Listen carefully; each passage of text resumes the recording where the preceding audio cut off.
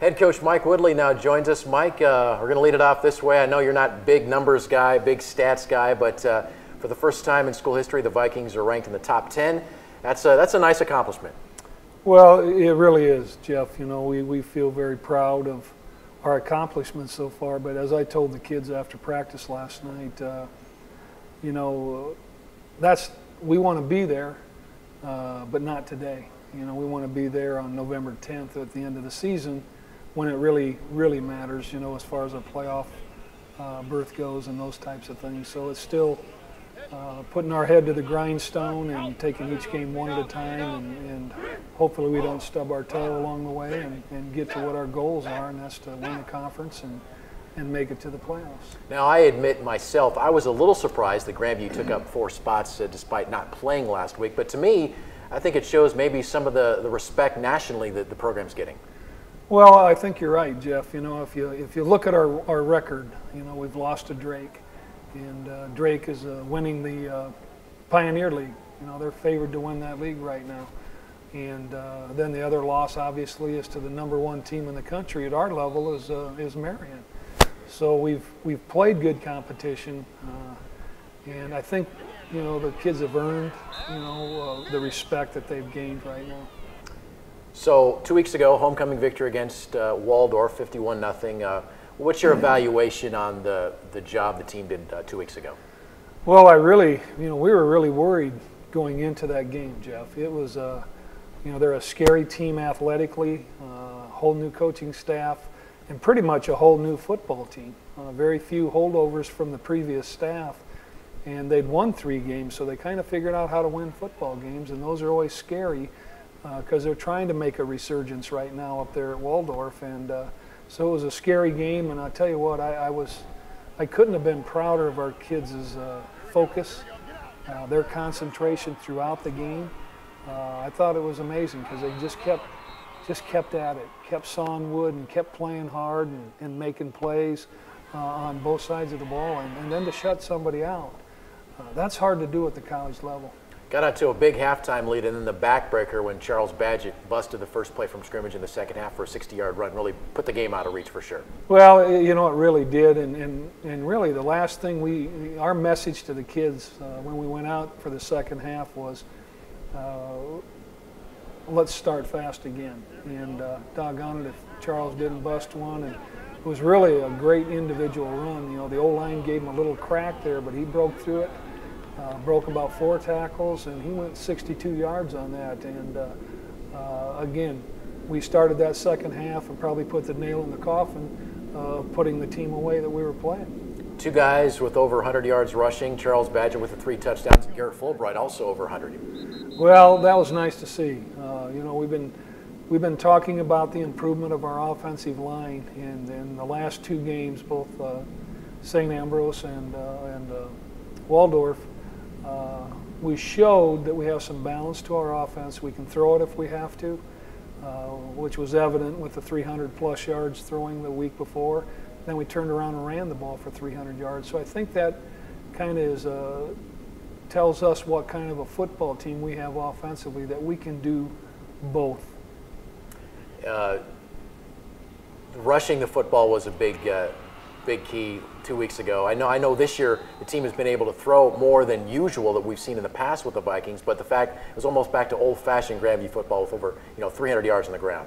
Well, you know, it's a lot safer if you can run the football, Jeff, and obviously with the weather that we have in this part of the country, you need to have a running game, and obviously we spend a lot of time in the running game, but you know, we have some really good playmakers at wide receiver, and it's just us as a coaching staff and coaches, players alike, figuring out how we can get the ball to those kids. And we've proved that we can do that, but we also have proven that we can, you know, push that ball on the ground pretty well too. So it makes it a little tougher defensively for teams to defend us. Now let's talk on the other side of the football. Always fun to pitch a shutout. The 4th shutout in Viking history. Last one came last year, of course, to McKendree. So what can you say about the defensive effort 2 weeks ago? Well, you know, we really were afraid of their offense. They have some good playmakers over there. They probably had the best playmaker in the league in James Lloyd, number 2. and we really shut him down. We shut everything down that they tried, and it was a great team effort on the defensive side of the ball, from the front, getting pressure, getting sacks, our defensive secondary covering people, knocking some balls out. I mean, it was really a real great team effort by our defense. And I always say this, you know, we expect our defense to play well. And they haven't disappointed me, because the bottom line, as you know with statistics, the bottom line is, you know, what's that scoreboard say at the end of the day. Health of the team, health-wise, this Grandview Viking team has gone through its share of injuries this year. How did the bye week help out?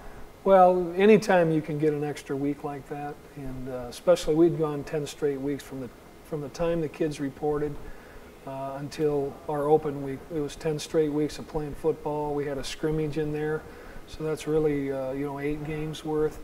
But I will say this: we've got some kids that with some ankle tweaks that got to rest up, and they were all back at practice last night. The only one that wasn't was our left tackle, who sprained his ankle in the latter part of the game Saturday, or a week ago Saturday, Eric Payne, and he's really the only one that's questionable right now. All right, let's look to the opponent at hand, the Siena Heights Saints, 3-4 entering the Saturday game. It's been a competitive team, 3 overtime games. 2 of those have been losses in overtime. What kind of problems does Siena Heights pose? Well, you know, they remind me a lot of ourselves back when we started our program. You know, they're trying to run the football, and they're sticking to it. They run the inside and outside zone very, very well. They're a play-action passing team, and they've played everybody pretty doggone tough. And I think they're one of the best coach teams that I've seen in the league on both sides of the ball and special teams. So they're going to be sound. They're not going to beat themselves. And, you know, we're going to have to take it to them, and because they're not going to beat themselves with big turnovers. You know, Siena Heights in their 2nd year, Grandview in their 5th year. What's the biggest obstacle that a coaching staff has to hurdle when they start up a program? Well, I always felt the biggest thing was gaining depth within your team. And, you know, that you can come in that first year and you can put 22 guys out there. If you can keep them healthy all year, you could be really, really competitive, but that's not the nature of this game. You're always going to have a few injuries, whether they're major or minor, that you have to overcome in the course of a game or in the course of a season. And through time and good quality recruiting, you gain depth. And, you know, we are at that point now where if somebody goes down, we have a quality backup that can step in, and we don't miss a beat too much. Now, I shouldn't say that too much, because we've been without Austin James all year, and Gladfelder's missed 3 games, and then he's still only about 3/4 speed of what he was. Joe Musselman's out, our free safety. But the guys that have stepped in have done a very, very good job, and we've continued to win. All right, look forward to Saturday, and congratulations again on that top 10 ranking. Thanks, Jeff. Appreciate it. Head coach Mike Woodley.